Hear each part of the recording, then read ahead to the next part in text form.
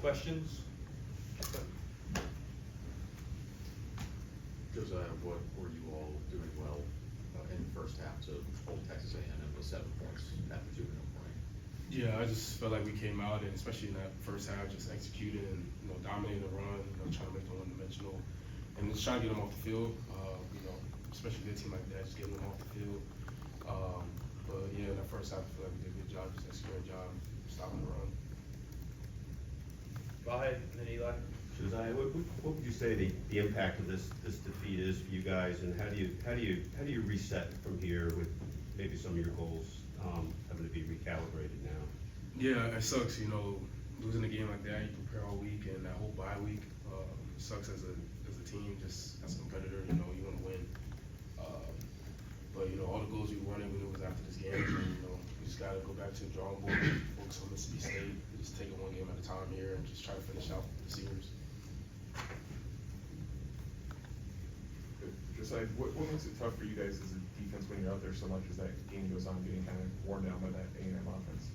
Yeah, you got to play 4 quarters at the end of the day. There's no excuses at the end of the day. As a defense, you keep them out of the end zone, the better the game's going to go along. But, we got to play 4 quarters no matter what and just try to continue to execute our job. But, yeah. Cal? Josiah, how do you regroup now that the playoffs off the table? How do you regroup in the next few days and reassess where the season is for the final stretch? Yeah, just preparing when we come in just tomorrow on Monday, just everyone has to just look in the mirror, try to figure out what they can do better without pointing fingers.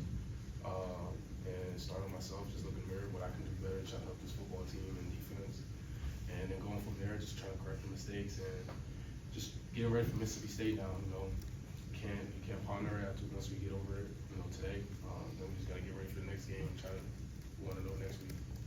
Josiah, your unit had been so effective against a number of dual threat quarterbacks this season. What made Reed's poise and execution down the stretch tonight maybe a little different? Yeah, later on, especially how he was just able to kind of maneuver and use his legs a little bit, kind of hurt us, especially the one run he had. But it's just at the end of the day, we just got to execute our job. Especially later on down that stretch.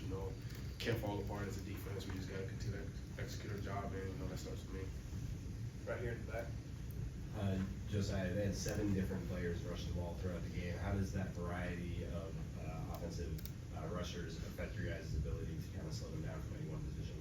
Yeah, and doesn't really affect us as much. At the end of the day, whoever has the ball has the ball. We all know our assignment. We all know our gap. We just got to execute and dominate the best we can.